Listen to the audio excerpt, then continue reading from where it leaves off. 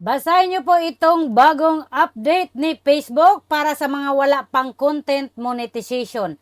Masakit pa ito sa breakup. August 31, 2025 is the deadline for earning from the old program. Ibig sabihin, kung monetize ka sa AdSense bonus and in-stream ads, kapag hindi ka ma-invite sa content monetization pagdating ng August 31, hindi na po kayo kikita sa old tools or yung AdSense bonus at in-stream ads. Yun pong AdSense bonus at in-stream ads, nandyan na sa content monetization tools. So sabi po na itong content monetization is invite only.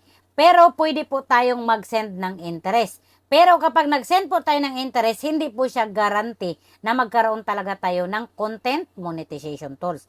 Kaya kung hindi pa kayo nag-send ng interest, mag-send na kayo dyan. If not invited to the new program before the deadline, creator may lose the ability to monetize their content on Facebook. Kapag lumating yung deadline, yung August 31, kapag hindi pa kayo mamonetize sa content monetization tools, hindi na po kayo pwedeng kumita sa mga individual tools, AdSense bonus at in-stream ads. So, kailangan yung ma-invite sa content monetization tools. Hindi po tayo dapat mag-alala kapag dumating yung August 31 at hindi kayo magkaroon ng content monetization.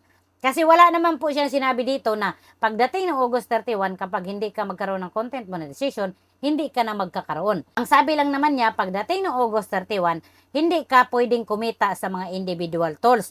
Kailangan mo ulit magkaroon or ma-invite sa bagong content monetization tools. Sa mga wala pang content monetization, sana magkaroon kayo. Or kung hindi talaga kayo ma-invite, dumating yung August 31, kailangan nyo lang ulit mag-antay.